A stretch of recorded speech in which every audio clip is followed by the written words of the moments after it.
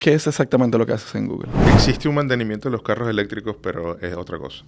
Un tema de que si haces upgrade del sistema que estás usando. Siempre existe un mantenimiento, pero obviamente esto es más fácil. Esto lo haces online. Y era un proyecto que tenía el carro tenía como 20 cámaras y tenía la posibilidad de manejarse solo, de simplemente tú decirle para dónde tú ibas y él se parqueaba y todo. Hay cosas que no te gustan y cosas que sí. Yo, gracias a Dios, tuve la oportunidad de poder no hacer cosas que no quería. ¿Qué tan difícil es manejar un dealer? This is the Willie Man Uncommon podcast.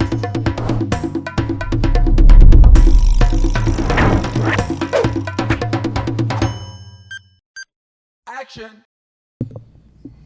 Me hablaron de ti y me dijeron que debería sentarme a hablar contigo, que tú me ibas a dar una buena conversación, entonces por eso estamos aquí. Ok, bueno. Bienvenido al Gracias. podcast. Gracias, Julio, por hablarme de ti. Ok. Exacto. Que sí. ¿De dónde tú eres? Venezolano. ¿De qué parte de Venezuela? Nací en Caracas, pero viví en una ciudad que se llamaba Cumaná y por eso digo que soy cumanés. Cumanés. ¿Pero duraste mucho tiempo ahí o...? Duré, sí, la mitad de mi vida. Llegué con 5 años y estuve hasta los 26, así que 21 años. Okay. Bastante. Sí, claro. ¿Y hace qué tiempo viniste para Estados Unidos? Hace 13 años. ¿Y por qué decidiste venir? Una historia súper larga, pero al final fue una oportunidad también. Yo trabajaba en la industria de los carros allá. 2008-2009 era un momento medio crítico en este país. Estaba bien Venezuela, pero mal Estados Unidos. Y bueno, se presentó la oportunidad y entre un cuento larguísimo corto terminé aquí. ¿Y qué edad tenías más o menos cuando decidiste venir? Tenía 27 años. 27 años. Uh-huh. Ok, o sea que tiene como 10 años aquí ya. Tengo 13 años. 13 años. Ajá. ¿Y todo el tiempo has ido trabajando en vehículos? O sea, con vehículos. He hecho muchas cosas, pero sí, trabajo en vehículos. ¿Y de que llegaste aquí fue...? Desde que llegué aquí, tuve la oportunidad de llegar a un concesionario inicialmente, Toyota, y ahí empecé. Ok. Actualmente tú eres dueño de un dealer, ¿no? Sí, de 2. De 2 dealers. Ajá. ¿Qué dealers tú eres? Son Kia, marca Kia. Ok. Por eso lo del carro. Sí. Háblame de ese vehículo, hablando de todo. ¿Qué tal el electrónico? Bueno, la verdad es que toda la industria de carros se está moviendo hacia eléctrico. De hecho, lo ves en todos los comerciales, todo el mundo, BMW, Mercedes. Kia hizo una apuesta grande y cambió todos... Bueno, ya no produce motores a combustión. O sea, ya no van a ser más motores a gasolina. No. Todos los motores nuevos de Kia y Hyundai, los dos, sí, son hermanos. eléctricos. Son hermanos. Son eléctricos. Bueno, Hyundai compró Kia cuando quebró hace como 8 años. Pero bueno, ese carro fue el primero en verdad que hacen, si se quiere, vanguardista, porque ellos ya tenían uno, pero este ya fue un poco más tecnológico interno al carro, un poco más de calidad también. Yo antes tenía un Tesla y bueno, obviamente tenía que probar también el Kia, a ver qué tal. Y se siente muy bien, se siente como un carro. El Tesla a veces se siente como un juguete. Este se siente como un carro de verdad. Maneja como un carro. ¿Por qué se siente como un juguete? Porque obviamente la calidad no está, es mucho plástico el carro, se siente mucho el ruido interno. Obviamente es una compañía, cuando comparas estas compañías, son compañías de 100 años, 120 años haciendo carros, perfeccionando todo cómo funciona. Tesla tiene 20. Es un baby, están aprendiendo. Sí. Están aprendiendo. Bueno, el que se monta en un Tesla ve la tecnología y por eso se ve como tan futurista. Uh-huh. Pero el Kia no está muy lejos de eso tampoco. No, es que, bueno, obviamente yo creo que Tesla hizo como que abrió el camino. Sí. O sea, mostró que también muchos amigos me dicen, bueno, es que es divertido manejar un Tesla. Y es verdad. Comenzaron a hacer carros divertidos y creo que todo el mundo como que se ha copiado de eso. Obviamente es la compañía que más valor tiene, ¿no? Tesla vale más que Toyota, Kia y Ford juntas. Entonces, es por algo. No, y en cierto punto también la imagen de su dueño le ha beneficiado bastante. Sí, bueno, ahora compro Twitter. Exacto, o sea... Pero sí, bueno, sin duda es que yo ponía un ejemplo un día hablando con un ejecutivo de Toyota y le decía, en caso de mi hijo, mi hijo tiene 12 años, que mi hijo, con qué quería ser o de quién estuviese querer cerca, de Akio Toyota o de Elon Musk. Y obviamente la respuesta es fácil. Y yo creo que eso hace que tenga mucho más visibilidad la marca. No, y es que el dueño de Toyota prácticamente su cara no se conoce. Así, a gran escala, como... Yo creo que... No, bueno, obviamente no es Elon Musk. Pero bueno, Elon Musk es el hombre más rico del mundo, entonces eso lo hace que tenga un poco más de visibilidad. También creo que viviendo en Estados Unidos, como la compañía es de Estados Unidos, también tiene mucho más visibilidad. Aquí Toyota sí es visible, pero no tanto en este país, yo creo. Y él no tiene tanta presencia en las redes, ¿o sí? Sí tiene, pero obviamente no es Elon Musk. O sea, Elon Musk es Iron Man, es otra cosa. Sí, Es distinto, pero no, sí tiene. De hecho, bueno, no sé, obviamente yo tengo muchos años trabajando con Toyota, 20 años, un poco más. Y bueno, obviamente para mí sí es más visible, pero también Toyota es una de las marcas que, si se quiere, más contribuye en el mundo con muchas cosas, inclusive tecnología. Es dueño de Tesla también, parte de Tesla es dueño de Toyota. ¿Es verdad? Sí. Oh, eso yo no lo sabía. Creo que tienen 20% ahorita. Pero por eso, siempre han invertido también en nueva tecnología. Los primeros robots los hacía Toyota también. O sea, sí es visible, pero otra vez, no es Elon Musk. No es lo mismo. Ellos no son pendejos. No. Ellos no son pendejos porque 20% de la compañía más grande de vehículos. Sí. Podría decirse que es la más grande. Pero de antes. Y siempre colaboraron con ellos. Desde el inicio, cuando Tesla no era lo que es hoy, colaboraba mucho con el tema de la construcción de motores con ellos también. Okay. Pero sí.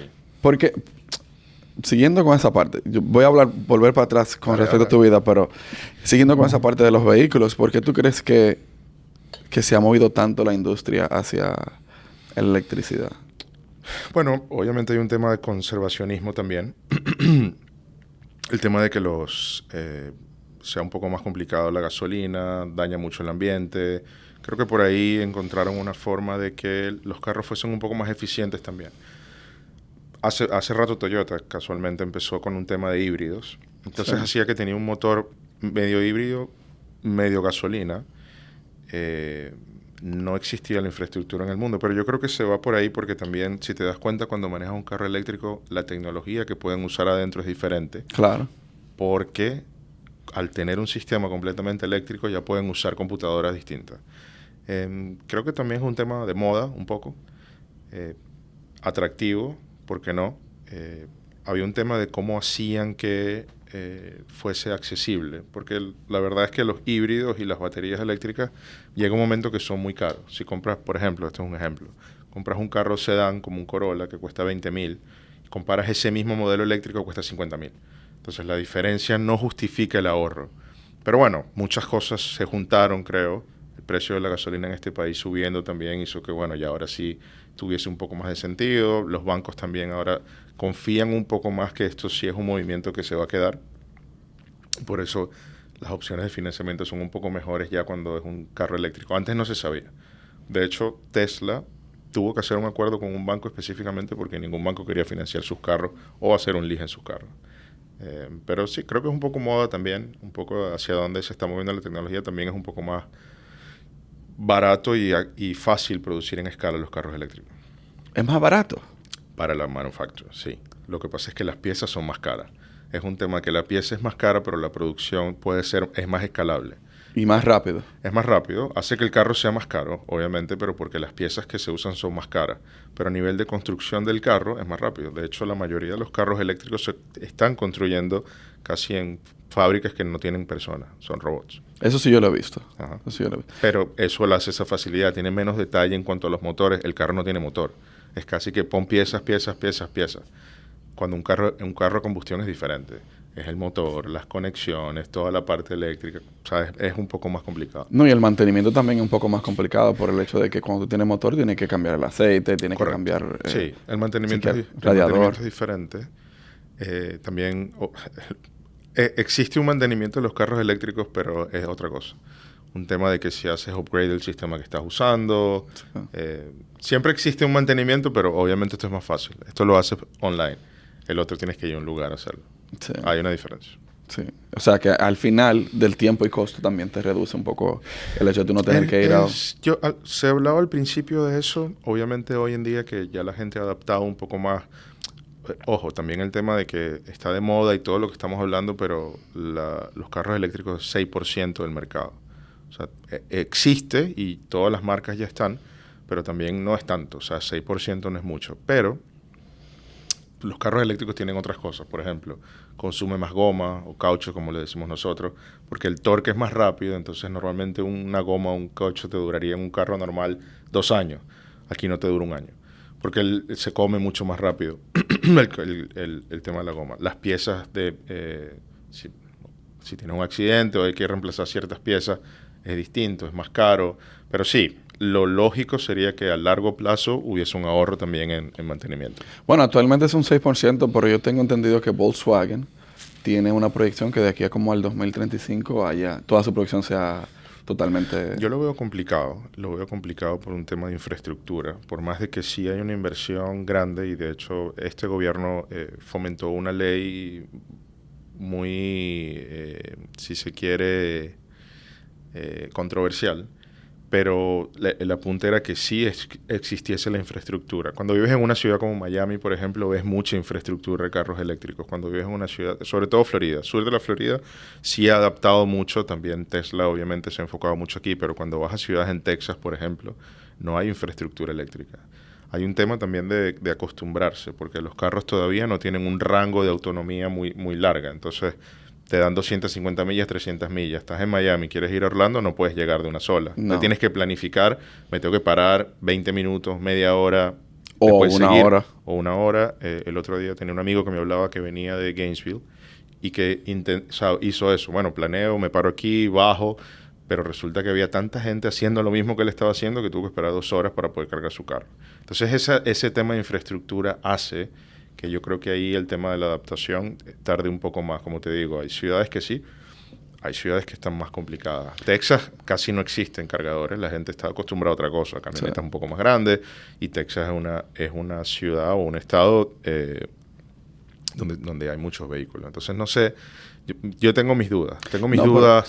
En cuanto a qué tan rápido la gente adaptaría un carro eléctrico. Tengo mis dudas en cuanto a nivel de costos y de precios, qué tanto en verdad es factible para la gran mayoría de la gente acceder a un carro eléctrico. No, pero lo de Volkswagen, tú sabes que es una compañía europea. Sí, es una de las más grandes. No, y que tuvieron un problema de... Claro, de la autonomía de los carros. Tuvieron una demanda súper grande. Súper grandísima, y ellos aceptaron hacer el cambio. Correcto. Una visión económica, más bien. Correcto. Para ilustrar un poco, fue que ellos tuvieron un problema con la autonomía del vehículo y que estaban produciendo mucho CO2, si no mal lo recuerdo. Estaban produciendo mucho CO2, pero también lo mayor era que, bueno, aquí en el país y en el mundo, ¿no? Hay un tema de cuánto gasolina gastan que se mide en millas por galón.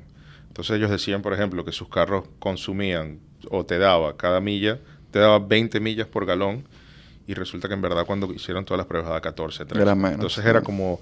Se consideró más como falsa publicidad, porque mucha gente decía, ok, si yo quiero...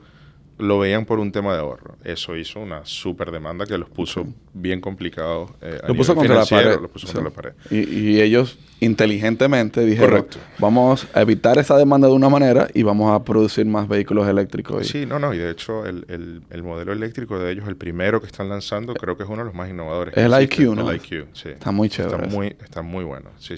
Yo solamente lo he visto en video, pero está bien. No, está muy bueno. Creo que todavía no han podido masificar la venta, pero sí, está increíble. Si lo ves, está increíble. Ojo, Volkswagen es una de las compañías más grandes del mundo en cuanto a carros. Sí.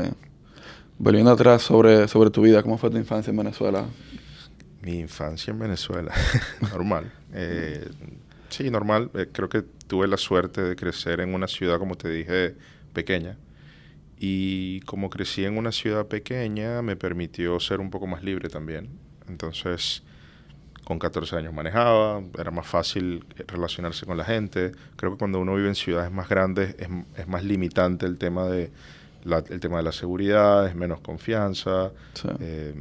Y bueno, creo que tuve la suerte de en verdad que mi familia fuese de Caracas, que obviamente es la capital, y tuviesen esa mentalidad, pero crecí yo en una ciudad que, bueno, todo el mundo dice que es un pueblo. Entonces, bueno, sí, mucho más libre. Crecí más rápido quizás. Por eso. Sí, psicológicamente. Ajá. O sea, que yo soy amante de las ciudades pequeñas. Bueno, yo vivo en Naples, te lo dije hace un Sí, momento. bueno, Naples es una cosa parecida, porque la gente puede ser un poco más libre también. Hay ciudades de Estados Unidos que también son así, donde los niños están en la calle, donde no hay tanta preocupación. Quizás es más difícil que eso ocurra en una ciudad como Miami. Sí. Pero sí, posiblemente por ahí, así que no, bien, muy bien. Sí. Creo que eso fue positivo. Sí. ¿Y el cambio de Venezuela hacia acá cómo fue? ¿O ya habías venido? No, sí había venido. No es lo mismo cuando vienes de visita a cuando vives. Atención a esto, por favor. Obviamente visita es distinto. Cuando vives ya es un poco diferente. Sin embargo, yo siempre había pensado que Venezuela no iba a ser el país donde yo iba a terminar viviendo. Eso yo siempre lo supe, pero no sabía dónde. ella lo había planificado un poco más, en verdad había pensado siempre, yo estudié ingeniería de sistemas, así que estaba en una parte tecnológica, y en verdad inicialmente pensé que mi vida iba a ser por ahí. Entonces había explorado un poco más otros países, como Australia, distintos, era lejos, pero lo había explorado un poco más. ¿Habías visitado Australia? No había visitado Australia, pero había explorado las opciones Internet. de vivir ahí, vivir ahí. Y de hecho creo que en un momento hubo un movimiento bastante grande en Venezuela de vivir en Australia. Y pues creo que por eso, pero adaptación obviamente diferente. Al otro día le contaba a alguien que el tema de seguridad era importante. Mi esposa quedó embarazada y eso fue lo que aceleró que yo viniera. Y la primera vez que saqué la basura de mi casa aquí, estaba todo oscuro, todo, o sea, negro, en verdad no se veía nada. Yo abrí un portón, saqué la basura y sentí tanta paz y tanta seguridad que dije, más nunca me devuelvo a mi país. Ya aquí me quedo, no importa lo que sea que tenga que hacer. Y bueno, obviamente ya con los años, ya después aprendiendo cómo es la cultura, bastante diferente, creo que me adapté bien, porque nunca... Aquí creo que hay una sola vía y es el trabajo. Si trabajas duro es muy difícil que no te adaptes. Yo en verdad no tenía ningún problema de trabajo, siempre trabajé duro desde que estaba en Venezuela. A los 15 años vendía computadoras, yo armaba computadoras. O sea, en verdad el trabajo no era un problema. Así que eso me ayudó a adaptarme mucho más fácil. Sí. ¿Y el idioma? El idioma fue un esfuerzo, pero yo entendí. De hecho, al principio pensaba que nunca iba a hablar inglés cuando empecé. Pero me enfoqué tanto porque sabía que era la única forma de poder crecer. Obviamente en una ciudad como Miami puedes vivir si hablas solo español y no pasa nada. Pero libros, conferencias, cierta información solo está en inglés. Y a pesar de que puedes ver las traducciones o puedes leerlo en subtítulos, no es lo mismo. No es que lo la mismo. energía no es igual. Entonces cuando transmites el mensaje no es parecido. Me costó un poco. Creo que hasta hace un año no lo estudiaba un poco más formal. La razón por la que comencé a estudiar hace un año era porque quería bajar mi acento, que era muy marcado. Y al nivel donde estaba ahorita, que ya me ha tocado dar conferencias en inglés solamente y a mucha gente, sobre todo de la industria en la que trabajo, me parecía que era importante tratar de mejorar un poco mi acento, sobre todo porque quería que la gente se enfocara más en el mensaje de lo que sea que estaba diciendo que tratar de entender el acento con el que estaba hablando. Tú sabes que eso es interesante que lo digas. Yo tengo una mentalidad, bueno, para que entiendas un poco, yo nací en Nueva York, pero me crié en República Dominicana. O sea, soy dominicano y esa es mi primera lengua. Claro. Pero desde niño me pusieron a estudiar inglés. Y yo llegué aquí, hice lo mismo que tú dijiste, leer en inglés, vi películas, para que el oído se vaya acostumbrando antes de yo venir a vivir para Estados Unidos. Otra cosa que me combinó fue que yo vine a una ciudad, Naples, que se habla inglés. Claro. O sea, que el inglés fluye. Pero yo tengo como mentalmente, yo no quiero...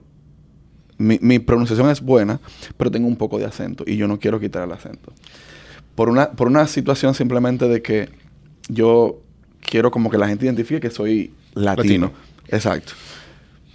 Sí, yo creo que... Tal vez, a lo que voy era, discúlpame, es una cuestión de que todavía no he llegado al punto de que diga, necesito cambiar esa parte para entrar un poco más, tal vez en una industria o algo. Pero mientras tanto, yo quiero como mantener el acento. Sí, obviamente yo no puedo esconder quién soy. No es que porque cambie mi acento dejaré de ser latino, no, porque obviamente físicamente... Claro. Mi nombre, o sea, mi apellido es como que... El López, eso no te lo correcto, quita. sí, eso no puedo decir que no. Lo que pasa es que, sí, tienes razón, depende de la industria también. En la industria donde yo estoy, es una industria que donde la mayoría de la gente es americana. Entonces, yo nunca he sentido racismo como tal, porque creo que también en un momento los latinos estamos de moda. Entonces, todo el mundo quiere estar como cerca de latino, Latin people. Bueno, creo que a ti te pasó seguramente en Nueva York. Cuando hablan de latinos, hay muchos dominicanos, puertorriqueños. En otras ciudades, como en otros estados como Texas, California, cuando hablas de latino es mexicano. Sí. Yo soy venezolano, entonces es un poco distinto. Quizá ahorita también, por no muy buenas razones, los venezolanos también sonamos y estamos como de moda. No de las mejores, pero bueno, estamos. Miami es un melting pot y entonces aquí es distinto, porque aquí sí consigues de todo. Aquí hay de todo, argentinos, brasileros, rusos, venezolanos, dominicanos, puertorriqueños, colombianos, es un poco distinto. Cubanos, que son los Bueno, dueños. cubanos, exacto, no. Ya eso es el local, y eso no es ni Exacto. siquiera de otro país, ya eso es local. Los cubanos son aquí lo que son los dominicanos en Nueva York. Exacto, sí, bueno, creo que también hay mucho puertorriqueño, ¿no? O la mayoría es dominicano. En Nueva York, la mayoría es Nueva York, dominicano. ok. La, Sí, bueno. la mayoría, minoría, algo así, no me acuerdo cómo es el término, es dominicana. Ok. Bueno, esa es la ciudad con más dominicanos fuera de Fuera- República Dominicana. Ok, bueno, sí, una vez tuve la oportunidad de estar fui a una serie mundial y justo terminé en un lugar dominicano y me quedé impresionado lo que era dominicana, estábamos en la República Dominicana. Pero bueno, sí, tienes razón. Yo creo que a veces uno quiere conservar sus raíces y no cambiarlas, pero a mí me ha pasado que ya de tanto, o sea, yo me obligué y por eso hice que mi entorno laboral, la mayoría fuese personas que solo hablaban inglés. Entonces me obligué a tener que hablar y entenderme en inglés. Muchas cosas, el significado me lo sé en inglés. Entonces ya yo todo el tiempo estoy escuchando, yo no escucho nada en español, pocas cosas en español. Entonces mi mente trato de tener que pensar en inglés, a juro. Entonces pienso en inglés. Me sonrío porque yo hago entonces lo contrario. Claro. Me está pasando que como hablo mucho inglés, algunas palabras se me olvidan en español. Claro. Entonces hay unos programas que yo soy fanático de ellos, entonces yo los veo en español. Sí, bueno, yo Son hago dominicanos. ese trabajo con mis hijos. Perfecto. Porque mis hijos de hecho en mi casa solo hablamos español. Excelente. Y a veces, obviamente, ya ellos están creciendo, entre ellos solo en inglés y lo que ellos a veces me dicen, pero tú hablas inglés, pero contigo no. Entonces yo sí, no quiero que pierdan el idioma porque creo que es súper importante, creo que es un plus siempre. Es que a ellos que les va a convenir. Sí, no, o sea, definitivamente el primer lenguaje de ellos es inglés. Pero yo quiero que sepan, piensen en español y no pierdan la cultura latina porque yo creo que eso siempre es cierto que nos da un plus. Claro. Somos diferentes. Somos diferentes y yo creo que para bien. Los buenos, ¿no? Exacto. Hay unos malos, No, pero claro. los buenos somos diferentes Claro, para bien. Lo bueno somos más. Los buenos somos más, sin duda. ¿No? Y muy importante eso que hablen dos idiomas, porque es que, viéndolo de un punto de vista de estadísticas, el inglés es el segundo idioma más hablado en el mundo, el español es el tercero. Por ahí anda. Claro. Entonces, si tú puedes hablar los dos idiomas Sí, exacto. dentro Dos del y top tres. 3, ¿me entiendes? Entonces, Claro. tú tienes un mundo entero por delante. Sí, no. Y definitivamente es raro, pero cuando sales al mundo, a veces ves que la gente, o mucha gente en Europa, por ejemplo, están como que, no me hables inglés. Pero cuando hablas español, dicen, hablas español. Claro. Creo que otra vez, si tienes las dos, creo que nunca va a ser negativo. O sea, No, para siempre nada. va a ser positivo. El aprender no ocupa un lugar en el No, espacio. sin dicen duda, por ahí. sin duda. El otro día alguien me preguntaba una cosa y decía, hubiese aprendido inglés más rápido, o antes. Le hubiese puesto un poco más de prioridad. Sí. Y es más difícil que yo le doy mucho respeto a las personas que llegan aquí que tal vez no tienen un nivel de inglés o que no conocen ningún inglés y aprenden el inglés. Eso hay que respetarlo y hay que darle... Yo entiendo que eso tiene un plus muy grande. Sí, yo creo que es a lo que le pones interés, ¿no? O sea, Claro. creo que te decía que al principio yo decía nunca me voy a sentir como hablando inglés. Era lo que yo pensaba y sentía. Hasta que, bueno, llegó un momento que no sé, fue como un clic. Pero obviamente porque estaba enfocado, obviamente porque era importante para mí. Claro. Como te dije, me rodeé de toda la gente que tenía cercana, tenía que hablar solo inglés. Sí, Y eso era, bueno, parte de lo que hicimos. sí. Tú mencionaste que que has dado ciertas exposiciones, convenciones, no sé. ¿Con respecto a qué, por ejemplo? Bueno, diferente. Yo he tenido, cuando llegué a este país, obviamente con el grupo que siento que obviamente parte de mis mentores, hoy mis socios, me dieron la oportunidad de ser un poco libre a nivel de crear cosas. Nosotros empezamos en un negocio obviamente 2009, 2010, donde estaba la economía muy mal, donde el negocio iba muy mal y había un tema de una locación muy foránea porque estaba bien lejos y fue todo un aprendizaje completo porque en Venezuela no se hace mucho marketing, es diferente el marketing que se hace. No entiendes mucho el tema de demográfica de clientes, o sea, es un negocio completamente distinto. Aquí hay mucho más competencia, lo que creo que lo hace un poco más sano. Entonces, bueno, nosotros tuvimos que, en equipo y poco a poco, con muchos errores y cosas buenas y malas, nos convertimos desde el último, en Toyota, éramos el último dealer de la nación, bueno, había 1.700 dealers, éramos el último, cuando empezamos, a estar en el top 10. Entonces, obviamente, eso me hizo a mí, como parte del equipo y parte del que llevaba una parte de la gerencia del concesionario, hacerme una persona un poco más visible. Obviamente, después cuando llegué aquí pasa lo mismo, pero yo siempre tenía un interés muy fuerte por marketing, por entender, por saber, por un tema de desarrollo personal, cómo desarrollas un buen equipo de trabajo, cómo llegas de 0 a 100. Eso me creó una visibilidad grande en la industria, y de alguna manera la misma industria ha fomentado que yo sea como un vocero de ciertas cosas a nivel de, obviamente, de desarrollo de una persona joven. En un momento me escogieron como el top 40 menor de 40 años de la industria por la asociación de la industria de automóviles.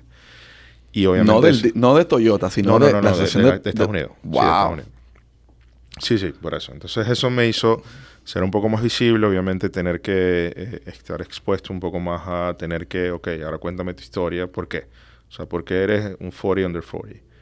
Y por eso tuve que como que adaptarme y tener que estar presente en diferentes marcas, en diferentes situaciones, con la Asociación Nacional de Dealers, hay una revista que es como la más top de carros que se llama Automotive News, que obviamente es de la industria, entonces está ahí también. Me nombraron, en un momento Toyota me escogió para ser el cónsul delante de Google, y eso lo he hecho por los últimos 3 años.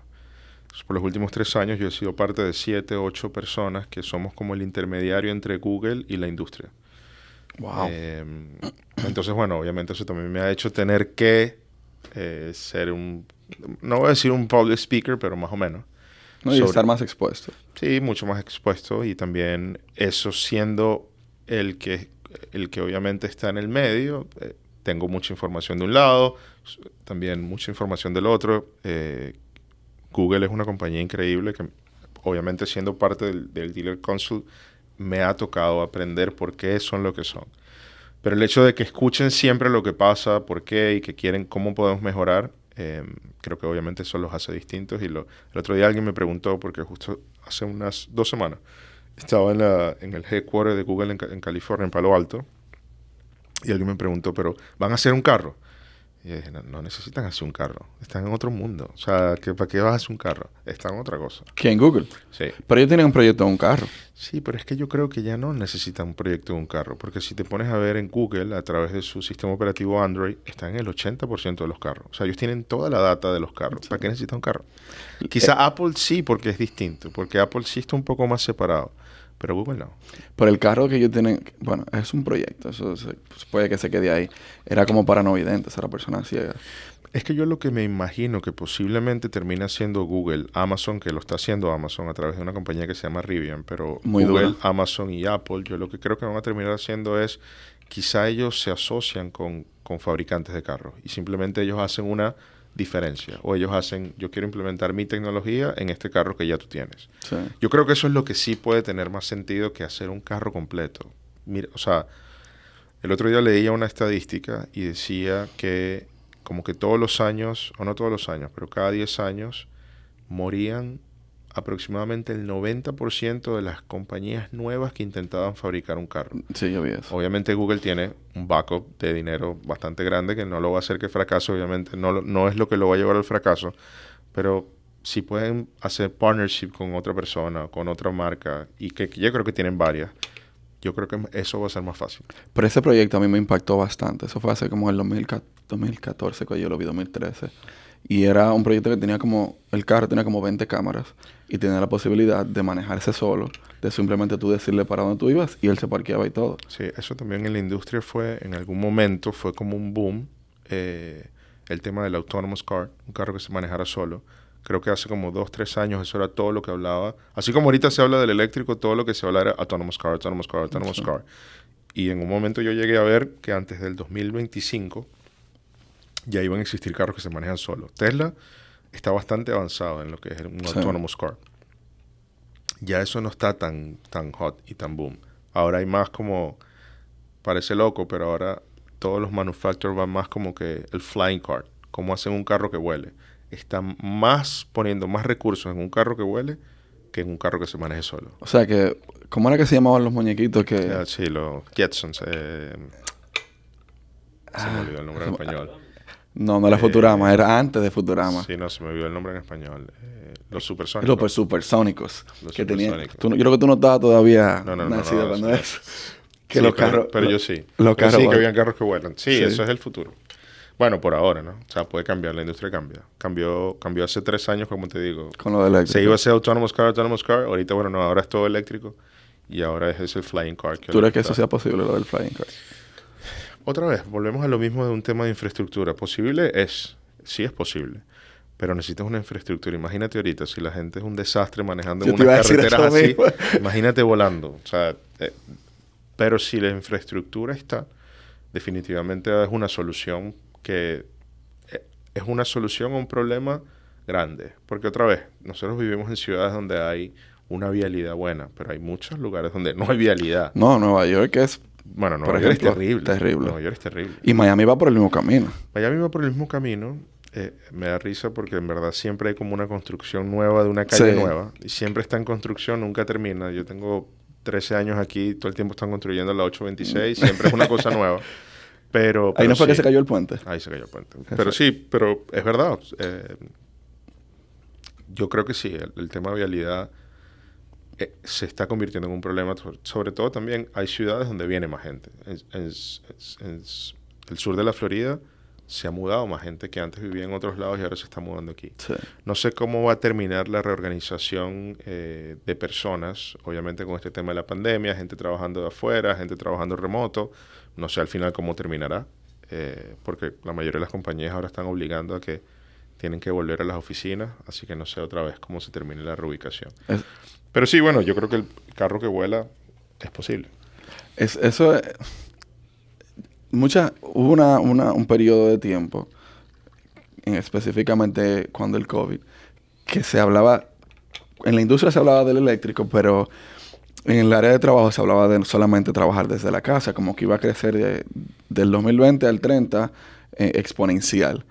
Pero como tú bien apuntas, la mayoría de las empresas están viendo que sus empleados vuelan para atrás. Es que yo creo que hay un tema cultural necesario en una compañía que si las personas no se ven y no están y no comparten, pierdes esa cultura. La mayoría de las compañías que yo conozco que llegaron a cierto nivel, Zappos siendo una, Zappos lo terminó comprando Amazon, era una compañía de zapatos, pero que en verdad terminó siendo un diferenciador a nivel de una compañía que vendía zapatos que lo terminó comprando Amazon por creo que $2-3 billones. Pero la mayoría de las compañías que crecen exponencialmente regularmente tienen una cultura dentro de la compañía laboral que todo el mundo es parte de esa cultura. Yo creo que cuando trabajas remotamente es más difícil lograr eso. Porque Claro. en verdad estás en tu casa y yo no te veo, sino que te veo en una pantalla. Eso no hace una conexión porque te veo por 20 minutos. Después tranco y voy a otra con 20 minutos. Yo creo que sí definitivamente va a ser diferente porque yo creo que, por ejemplo, es muy posible que no exista la misma cantidad de ejecutivos viajando a otros países porque necesito reunirme contigo en persona. Quizá esas cosas se limitan a menos veces. No puedes dejarla, porque yo creo que el personal touch tiene que existir. No puedes dejarla al 100%, pero quizá ya no lo haces todos los meses. Sí. Entonces podemos revisar unos reportes este mes por Zoom, fácil, o por cualquier plataforma que yo use de conferencia remota. La vemos ahorita y todo bien, y el mes que viene volvemos a hacer eso y el tercer mes te visito y me tomo una cerveza contigo. Sí. O sea, eso hace una diferencia. Claro. A nivel de trabajo. Y baja el costo. Baja mucho el costo, obviamente. Ya no viajas todos los meses, pero bueno, tienes que tener el personal touch. Yo sí creo que va a quedar... Hay una parte que sí posiblemente se mantiene remoto, pero creo que el formato es más una cosa que llaman híbrido, que es quizá no vas todos los días a la oficina, pero trabajas 2 días en la oficina o 3 días en la oficina, 2 días remoto. Creo que por ahí va más el formato más funcional. No, y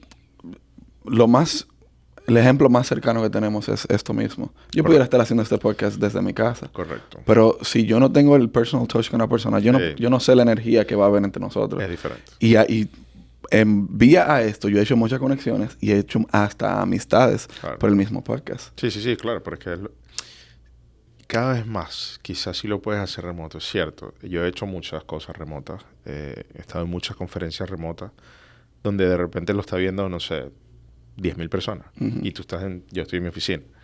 Pero creo que no es lo mismo. No Creo es que lo no es lo mismo. mismo. También me ha tocado ¿Te hacer... acuerdas de quién te invitó a la convención? ¿Quién estaba ahí? Tú no sabes. No sabes. No, y la verdad es completamente distinto. Como tú dices, a veces el momento te da una energía diferente y Claro. sientes y te vas por otro camino donde no te irías si estás en tu oficina sentado remotamente. Claro. Pero sí, yo creo que va más por ahí. Creo que vamos más por un tema de una cosa híbrida. Quizá de repente, porque te queda cerca, pero de repente si te toca y haces un podcast con una persona que está en Australia, de repente se no Voy. viaja. Bueno, sí puedes, pero pero de repente puedes hacer dos. Bueno, hago uno remoto porque es un tema de timing, de tiempo, y de repente en algún momento lo ves en persona. Te voy a decir lo que hago yo. Okay. Cuando yo empecé en febrero. Yo fui a Nueva York. Yo grabé uno con mi mamá, que fue el que le dio apertura al podcast, pero fui a Nueva York y grabé 4 o 3 contenidos allá. Okay. No me acuerdo. Estaba en República Dominicana hace como una semana. Yo prefiero hacerlo en persona, porque Claro. yo creo la conexión. Sí. Si me llaman de Australia, como tú dices, le digo, mira, convenientemente una persona no puedo. Vamos a buscar la forma de conseguir 2 o 3 y de yo llevarme a otra persona, me llevo al caballero allá y hago blogs. Y hago contenido de allá. Ya, así sí. ¿Entiendes? Para sacarle provecho. Sí. Claro, siempre y cuando lo puedes hacer bien. ¿Me entiendes? Sí. Pero bueno, también... Busca un préstamo, lo que sea. Exacto. No, pero como te digo, yo creo que Pero yo también entiendo lo que tú dices. hay menos limitación de fronteras hoy en día, Claro. sin duda. No, Por y el ese hecho, tema. y el hecho de que vivamos aquí, que por ejemplo yo sea ciudadano, yo me puedo mover casi a todos los países que yo Claro, quiero. eso hace una diferencia también. Exacto. Entonces, Grande. no hay... Bueno. ¿Qué es exactamente lo que haces en Google? No, con Google normalmente lo que hacemos es que le damos feedback de lo que vemos que pasa en el mercado. Ellos nos enseñan ciertas tecnologías o cosas que están por lanzar, qué opinamos nosotros, que si pensamos si es una cosa viable o no. En algunas la probamos nosotros mismos con las propias empresas y vemos que, o sea, obviamente hacemos un case study y ellos reciben esa data y deciden si es algo viable para ofrecer al público o no. Pero la mayoría de las veces es feedback, que vemos nosotros, cómo vemos el mercado, porque nosotros estamos como en el field, o sea, estamos aquí. Estamos obviamente en un tema de información como que más de esta información, que es menos de lo que puedes leer quizá en Claro. un press release que hizo algún manufacturer. Entonces es más que todo eso, es más como un feedback de lo que está pasando en el mercado, en el field, de nosotros hacia ellos y de ellos hacia nosotros es cómo mejoras ciertas herramientas de comunicación para que sea más efectiva con los clientes. Entonces se podría decir que tú trabajas con o para ellos. Yo creo. Sí, es como una Con. asociación. Están Correcto. asociados. Sí, porque en verdad al final no hay ningún intercambio financiero. O sea, no es que me pagan algo por yo hacer eso. Pero... O no te pagan por eso. No. O sea, que cuando tú vas a Palo Alto, tú tienes que costearlo tú. Sí, tengo que pagarle yo. ¿Y cuál es el beneficio entonces? Para mí, como Sí, persona, claro. el beneficio es obviamente la cercanía con la tecnología. Tener de primera mano lo que ellos están trabajando, en qué están pensando. Obviamente sentirme que soy influyente dentro de una herramienta que va a ser lanzada al público en general en un futuro, es como más un tema personal, es como un tema de pride, de orgullo. De ego. De- Orgullo. sí. Orgullo. No sé si ego, no sé. Pero Orgullo. bueno, sí, es más o menos como un orgullo. Sí, es algo como que, bueno, soy parte de eso, yo también ayudo. Pero bueno, obviamente también tengo acceso a ver qué pasa en el mercado, qué trending, qué está ocurriendo de muy primera mano antes de que salga en cualquier lado. Entonces es como, siempre ha sido positivo, creo que para ambas partes. Para ellos, porque escuchan lo que pasa, pueden hacer pilots de sus herramientas. Y para mí o para los que somos parte del Dealer Council, de que tienes toda esa información que no te la estás esperando leer en ningún lado, sino que te la están diciendo directamente del source. Ya para ir cerrando, ¿por qué eres un 40 under 40? Ya que lo mencionaste. ¿Por qué fui 40 under 40? Ya tú tienes 40, ¿no? Sí, dame buena. Dale, diablo. Pero bueno, ¿por qué fuiste? ¿Por qué fui 40 under 40? 40 under 40, en verdad, tiene varias razones por las cuales lo escogen. Pero bueno, ellos dicen personas que tengan menos de 40 años que son más influyentes en la industria en determinado año o en determinado momento. Con el tema de la pandemia, obviamente, te lo medio dije, nosotros nos hicimos mucho más resaltantes porque hicimos cosas que no todo el mundo estaba haciendo en la industria. Empezamos entregando carros en casa, servicio de Wow. esa manera. Y eso empezó un poco antes de la pandemia, entonces ya estábamos medio listos. Me convertí en una persona influyente en la industria a muchos niveles que hizo que me escogieran 40 Under 40. Pero yo creo que la razón, si es la razón cómo termina siendo eso, yo creo que trabajando súper duro. Creo que entendiendo que es con un equipo que llegas a lugares, no es solo. Si no tienes un equipo de trabajo no vas a ningún lado. Claro. Yo cuando me llamaron y me dijeron que me dieron esa noticia que era 40 Under 40, yo lo compartí con un par de personas que trabajan conmigo, porque en verdad yo era la cara y era el reconocimiento yo, pero no era yo solo. O sea, eso es un trabajo en equipo que termino yo siendo la cara, pero sin ese equipo de trabajo eso no pasa. Claro. Entonces, si no existe un buen equipo, si no existe una buena cultura de trabajo y no tienes esa base, no existe 40 Under 40. Porque Claro. es imposible. Pero sí, es eso, trabajo duro y en verdad un trabajo en equipo de saber. El otro día leí una cosa que decía, solo llegas hasta un punto, con un equipo llegas más lejos. Entonces esa es la diferencia. No, y hay una frase que dice que solo andas más rápido, pero en equipo llegas más lejos. O sea, Exacto. que es por ahí mismo, lo mismo No, asunto. por ahí. Sí. ¿Qué tan difícil es manejar un dealer? Yo trabajé por 2 meses Ok, como vendedor ok. y yo no me vi ¿En trabajando. dónde? En Naples Nissan, Ok. en Naples. Mm. Pero yo no me veo siendo vendedor de vehículos. Yo entiendo como que es un trabajo sumamente difícil. Para mí. Ya a mí me gusta vender, pero hay cosas como que con las que yo no estaba de acuerdo, que yo me dije, no, yo tengo que buscar otro camino. Aunque ganes menos, porque no era necesariamente por el dinero. Claro. Pero- Yo lo veo como una carrera, en verdad. Obviamente en esta carrera y en esta industria, como en todas, hay cosas que no te gustan y cosas que sí. Yo, gracias a Dios, tuve la oportunidad de poder no hacer cosas que no quería. Tuve la suerte de entrar en un grupo de trabajo donde había un tema muy claro que era honestidad, respeto al cliente. Eso era una de las cosas más importantes y esa era la bandera. Entonces, como esa es la bandera que yo también transmito a todo mi equipo de trabajo y por la que sigo trabajando. Pero yo lo veo como una carrera, yo lo veo como que una persona que en verdad empieza en ventas, o sea, un dealer es una cosa muy grande, porque tienes de todo. Si quieres estar en e-commerce, puedes estar en e-commerce. Si quieres estar en marketing, puedes estar en marketing. Si quieres estar en ventas, puedes estar en ventas. Si quieres estar en administración y una cosa de 8 a 5, puedes hacerlo. Como te digo, yo lo veo como una carrera porque te da la oportunidad de entender muchas cosas. O sea, yo considero que una persona que empieza vendiendo carros, y no necesariamente ahí termines, pero eso te da un conocimiento, sobre todo de herramientas de manejo de clientes, sobre todo de, no voy a decir técnicas de venta, pero vamos a poner técnicas de venta. Claro, tiene que tener muchas. Manejo financiero, porque cuando vas creciendo en el dealer entiendes un poco más el tema de finanzas, cómo trabaja un banco, cómo te aprueban, qué es un debt to income, cómo debería estar tu crédito. En este país tu crédito es una de las cosas más importantes. Crédito es más importante que tener dinero en el banco. Entonces, cuando tú aprendes todas esas cosas, aprendes lo importante que es mantener un buen crédito, aprendes lo importante que es cómo manejar tus deudas, no endeudarte más de lo que puedes pagar. Cuando aprendes todo eso, creo que después de unos 2, 3 años trabajando en un dealer y sales a otro lugar, deberías tener suficientes herramientas para tú hacer un negocio tuyo, con un conocimiento diferente, porque ya tienes ese conocimiento. Entonces, manejar un dealer es difícil. No sé si es difícil, a mí me entretiene muchísimo, en verdad. Para mí es un hobby. Yo llego todos los días a mi oficina y feliz porque yo me siento que creo cosas nuevas. Y creo cosas nuevas a través de eso, porque hay herramientas de medir qué más puedo vender, qué más tengo que hacer, cómo tengo que dirigir a estas personas para lograr este objetivo que tengo. Entonces, no es complicado. No es que sea una cosa fácil porque hay mucho dato, muchas herramientas, mucho manejo de personal, que a veces no es lo más complicado. En el caso, por lo menos en el caso mío en Venezuela, quizá era un poco más fácil porque entendía como que toda la cultura de todo el mundo es la misma. Aquí lo que lo hizo más complicado era la diversidad de culturas y de personas. De repente yo no entendía que 2 cubanos hablando normalmente, yo pensaba que estaban peleando.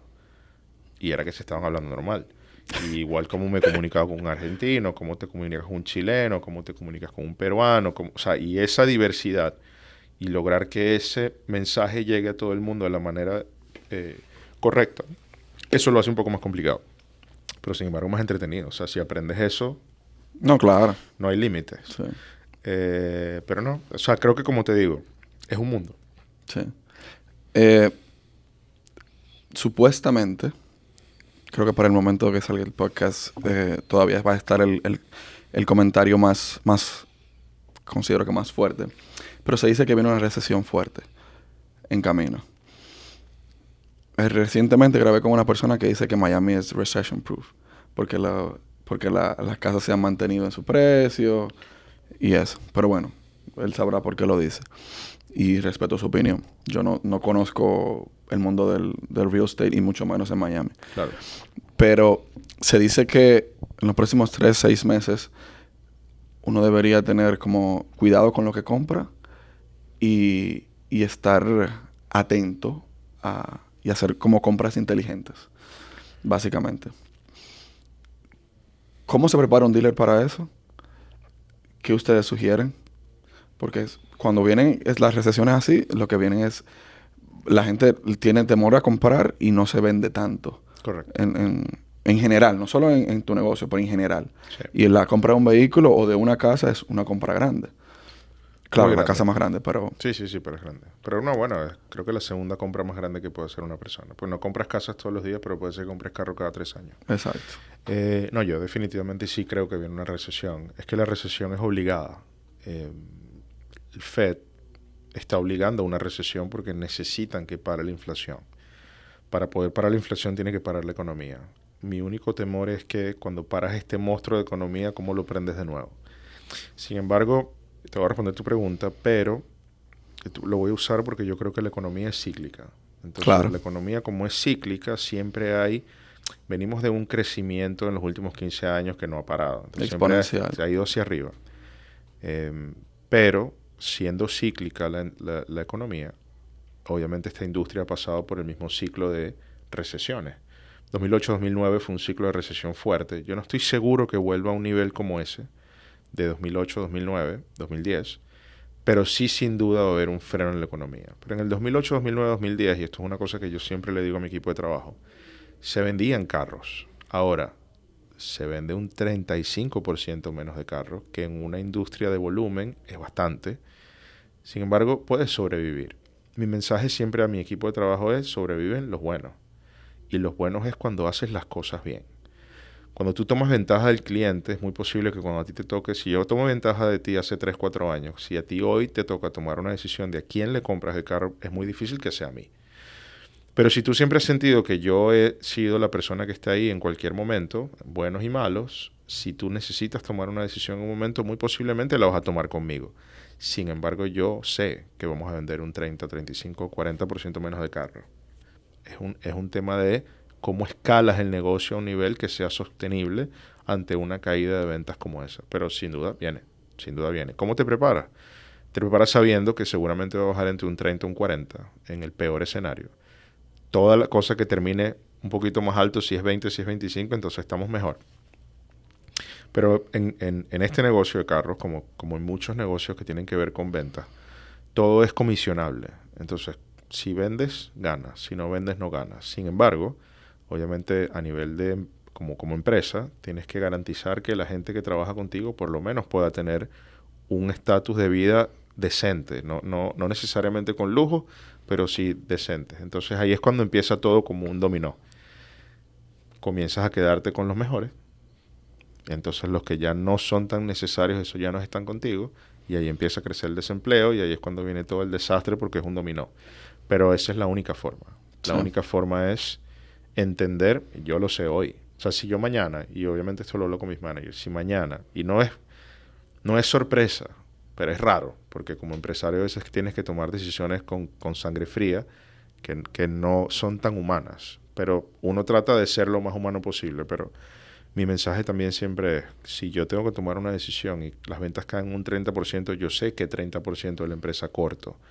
Ahora, ese 30% que corto de la empresa no es porque yo piense que soy malo o son los más débiles. No, es porque de alguna manera es como cuando tienes cuando una manada le está corriendo a un cazador, a un tigre o un león, lo que sea. Claro. se muere uno. Pero ese que se muere hay una razón.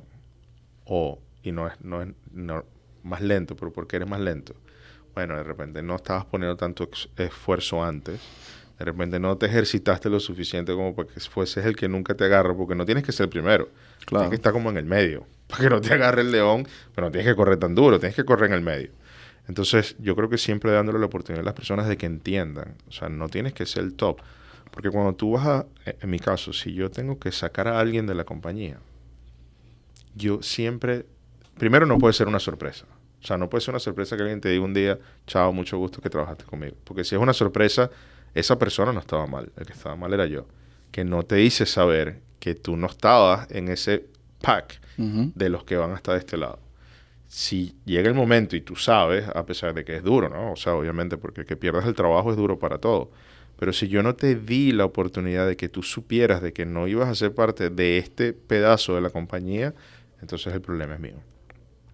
Por años, a pesar de que no ha habido una recesión, yo siempre he tratado de que las personas que trabajan con nosotros entiendan a nivel de performance dónde están.